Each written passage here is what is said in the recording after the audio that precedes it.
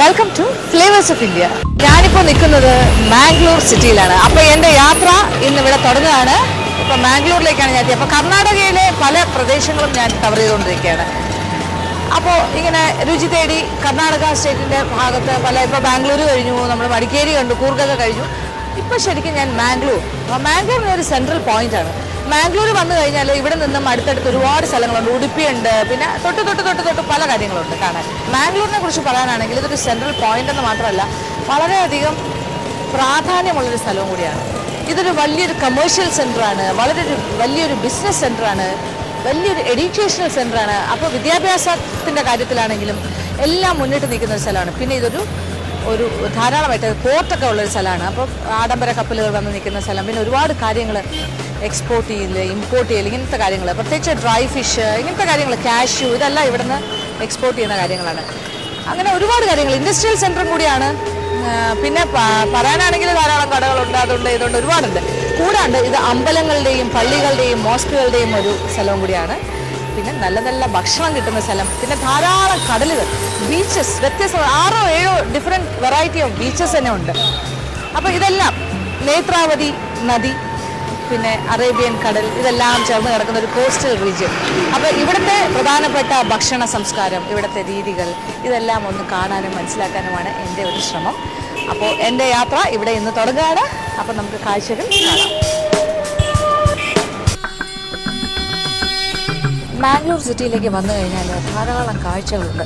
അതിൽ ഏറ്റവും പ്രധാനം എന്ന് പറഞ്ഞാൽ ഇവിടുത്തെ ബീച്ചസ്, പിന്നെ ധാരാളം അമ്പലങ്ങൾ, പള്ളികൾ, മോസ്കുകൾ, ദർഗാസ്, ഇങ്ങനെ ഒരുപാട് കാഴ്ചകളുണ്ട്. അപ്പോൾ ഞാനിപ്പോൾ പോകാൻ പോകുന്നത് ഉല്ലാൽ എന്ന് പറഞ്ഞൊരു സ്ഥലത്താണ്. ഉല്ലാൽ എന്ന് പറയുമ്പോൾ അവിടെ ബീച്ചൊക്കെ ഉള്ളൊരു സ്ഥലമാണ്. ബീച്ചുണ്ട്, പക്ഷെ അതിനേക്കാട്ടിലും പ്രധാനം അവിടുത്തെ ദർഗയാണ്. അവിടെ വളരെ ഫേമസ് ആയിട്ടുള്ളൊരു സെയിൻറ്റിൻ്റെ ദർഗയുണ്ട്, ഒരു മോസ്ക് ഉണ്ട്. അപ്പോൾ സെയിൻറ്റ് മുഹമ്മദ് ഷെറിഫുൽ മദനി അദ്ദേഹത്തിൻ്റെ ഒരു ദർഗയാണത്. വളരെയധികം നല്ല ഭംഗിയുള്ളൊരു വലിയൊരു കൺസ്ട്രക്ഷനാണ് ആ മോസ്ക്. ഒരുപാട് ആൾക്കാർ വരുന്നതാണ്, ഒരു പിൽഗ്രിം സെൻറ്റർ. അപ്പോൾ അങ്ങോട്ടേക്കുള്ള യാത്രയിലാണ്. ഇനി പതുക്കെ അങ്ങോട്ടേക്ക് തന്നെ പോകാം. അറേബ്യൻ കടൽ തീരത്ത് സ്ഥിതി ചെയ്യുന്ന മാംഗ്ലൂർ പട്ടണം ദക്ഷിണ കർണാടകയുടെ തലസ്ഥാനമാണ്.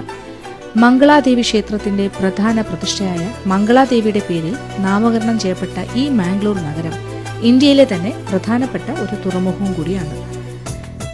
നഗരത്തിന്റെ തെക്ക് നേത്രാവതി നദിയാലും വടക്ക് ഗുരുപുര നദിയാലും ചുറ്റപ്പെട്ട് കിടക്കുന്ന മാംഗ്ലൂർ സിറ്റിയുടെ പ്രധാന ആകർഷണം ഇവിടുത്തെ മനോഹരമായ കടൽ തീരങ്ങളാണ്. നേത്രാവതി നദി ഒരു പൊഴിയായി രൂപാന്തരപ്പെട്ട് അറേബ്യൻ കടലിലേക്ക് ഒഴുകിയെത്തുന്ന മനോഹരമായ കാഴ്ചയും ഈ നഗരത്തിന് സ്വന്തം. മാംഗ്ലൂർ സിറ്റിയുടെ ഹൃദയഭാഗത്തു നിന്നും ഏകദേശം 5 കിലോമീറ്റർ അകലം മാത്രമേയുള്ളൂ പ്രസിദ്ധമായ ഉള്ളാൾ ദർഗയിലേക്ക്. 5 വർഷത്തിലൊരിക്കൽ നടക്കുന്ന ഇവിടുത്തെ ഉറൂസ് മഹോത്സവം എല്ലാ മതസ്ഥരെയും ആകർഷിക്കുന്നു. ഞാനിവിടെ മാംഗ്ലൂരിലെ ഒരു പ്രധാനപ്പെട്ട സ്ഥലത്ത് നിൽക്കുകയാണ്. ഉല്ലൽ എന്ന് പറയുന്ന ഉല്ലാൽ, അത് ശരിക്കും ഒരു 5 കിലോമീറ്റർ മാംഗ്ലൂർ പരിസരം തന്നെയാണ്. ഇവിടുത്തെ പ്രശസ്തമായ ഒരു മസ്ജിദിൻ്റെ ഫ്രണ്ടിലാണ്. ഇത് വളരെ പേരെടുത്ത ഒരു മുസ്ലിം പിൽഗ്രിം സെൻ്ററാണ്. ഇത് സെയിൻറ്റ് മുഹമ്മദ് ഷെറിഫുൽ മദനി അദ്ദേഹത്തിൻ്റെ ദർഗയാണ്. ഇവിടെ 5 വർഷത്തിലൊരിക്കൽ ഉറൂസ് എന്ന് പറഞ്ഞൊരു വലിയ മഹോത്സവം തന്നെ നടക്കാറുണ്ട്, ഒരു ഫെസ്റ്റിവലുണ്ട്. അപ്പോൾ ഒരുപാട് വിശ്വാസികൾ ഇവിടെ വന്ന് തൊഴുതു പോകുന്ന ഒരു സ്ഥലം കൂടിയാണ്. ഇതൊരു ഫേമസ് പ്ലേസാണ്, നല്ലൊരു പള്ളിയാണ്. പിന്നെ തീർച്ചയായിട്ടും മാംഗ്ലൂരിൽ വന്നാൽ സന്ദർശിക്കാൻ പറ്റിയ ഒരു നല്ല സ്ഥലം.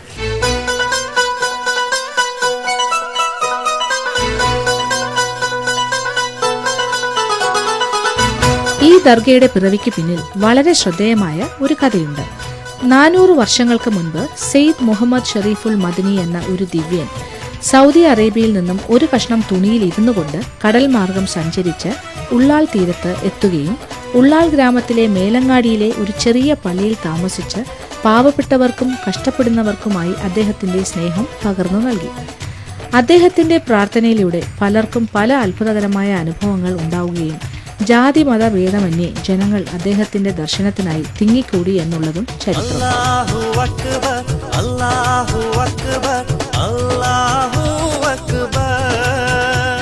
പിൽക്കാലത്ത് അദ്ദേഹത്തിന്റെ കബറിടത്തിന്റെ മുകളിലായി ഈ ദർഗ പണിയുകയും ഇപ്പോഴും എല്ലാ മതവിശ്വാസികളും ഇവിടെ വന്ന് പ്രാർത്ഥിച്ചു വരുന്നു.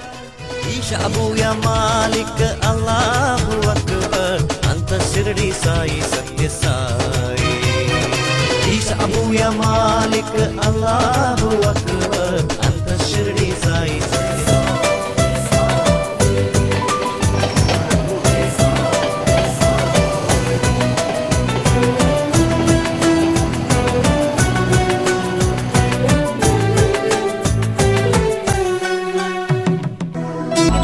മാംഗ്ലൂരിലെ ഏറ്റവും ഫേമസ് ആയിട്ടുള്ള ഏറ്റവും പഴയ ഒരു ക്ഷേത്രമാണ് മംഗളാദേവി ക്ഷേത്രം. അതിൻ്റെ മുന്നിലാണ് ഞാനിപ്പോൾ നിൽക്കുന്നത്. ഇതൊരു 10th സെഞ്ച്വറിയിൽ പണിത ക്ഷേത്രമാണ്. ശരിക്കും പറഞ്ഞാൽ ഇതിൻ്റെ പേരിലാണ് മാംഗ്ലൂർ സിറ്റി മംഗളാദേവിയുടെ പേരിലാണ് അറിയപ്പെടുന്നത്. മാംഗ്ലൂർ എന്നുള്ള പേര് ഈ സ്ഥലത്തിന് കിട്ടിയത് തന്നെ മംഗളാദേവിയുടെ ഈ ക്ഷേത്രത്തിൻ്റെ അടിസ്ഥാനത്തിലാണ്. അപ്പോൾ ദേവി വളരെ പ്രധാനമാണ്. ദേവിയുടെ പ്രതിഷ്ഠയാണകത്ത്. ഇവിടെ ഒരുപാട് ആൾക്കാർ വന്ന് തൊഴുതു പോകുന്ന സ്ഥലമാണ്. ഇത് സിറ്റിയുടെ ജംഗ്ഷൻ പോയിന്റാണ്. ശരിക്കും സെൻറ്റർ ഓഫ് ദ സിറ്റി തന്നെയാണ്. ഇതിൻ്റെ പുറത്ത് പൂക്കളൊക്കെ കൊണ്ട് ഒരുപാട് ആൾക്കാർ ഇരിക്കുന്നുണ്ട്. ഇതെല്ലാം ദേവിക്ക് ചാർത്താനുള്ള പുഷ്പഹാരങ്ങളാണ്.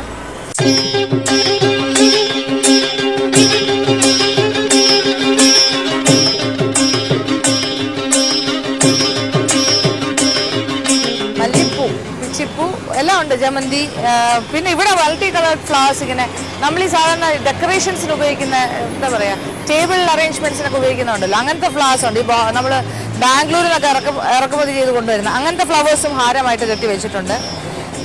ഈ ഫ്ലവർ അറേഞ്ച്മെന്റ്സിന് ഉപയോഗിക്കുന്ന പുഷ്പങ്ങളില്ലേ, ആ ടൈപ്പ് അതുണ്ട്. പിന്നെ വേറൊരു കളറും കാണുന്നുണ്ട്, വ്യത്യാസമുള്ളൊരു. ഇത് ദണ്ഡപ്പൂ. എനിക്ക് തോന്നുന്നു ദേവിക്ക് വളരെ ഇഷ്ടപ്പെട്ട ഹാരമായിരിക്കാം ദണ്ഡപ്പൂ എന്ന് പറഞ്ഞിട്ട്. അങ്ങനെ കുറേ കാര്യങ്ങൾ. റോസാപ്പൂവും കൊണ്ടുവച്ചിട്ടുണ്ട്. അപ്പോൾ ഇതെല്ലാം തന്നെ ദേവിക്ക് ചാർത്താനുള്ള പുഷ്പഹാരങ്ങളും പുഷ്പങ്ങളും ഒക്കെ.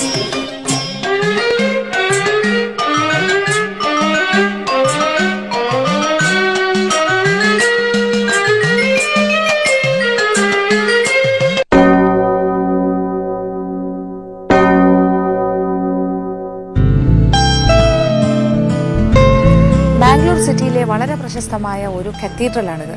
ഇവിടെ ധാരാളം പള്ളികളും ഉണ്ട്. അതിൽ ഒരു പ്രധാനപ്പെട്ട വൺ ഓഫ് ദ ഓൾഡസ്റ്റ് എന്ന് പറയാം, ഏറ്റവും പഴക്കം ചെന്ന പള്ളികളുടെ കൂട്ടത്തിൽ ഒരു പ്രധാനപ്പെട്ട പള്ളിയാണിത്.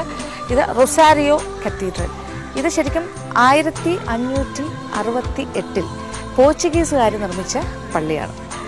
അപ്പോൾ അതിൻ്റെ പ്രാധാന്യം മനസ്സിലായല്ലോ. അത്ര പഴക്കം ചെന്നൊരു പള്ളിയാണ്. അതിപ്പോഴും അതുപോലെ തന്നെ സൂക്ഷിക്കുന്നു. ഇപ്പോൾ ഇവർക്ക് ഈ പള്ളിയോടനുബന്ധിച്ച് സ്കൂൾസ് ഉണ്ട്, ഒരുപാട് കാര്യങ്ങളൊക്കെ ഇവിടെ ഉണ്ട്. അപ്പോൾ നല്ല ഒരു എഡ്യൂക്കേഷണൽ സെൻറ്ററും കൂടിയാണ്. ലേണിംഗ് സെൻറ്റർ ഉണ്ട്, കൂടാണ്ട് പള്ളിയുടെ ആ ഒരു ആംബിയൻസും ഒക്കെ കീപ്പ് ചെയ്യുന്നുണ്ട്. ശരിക്കും വന്ന് കാണേണ്ട ഒരു സ്ഥലമാണ്.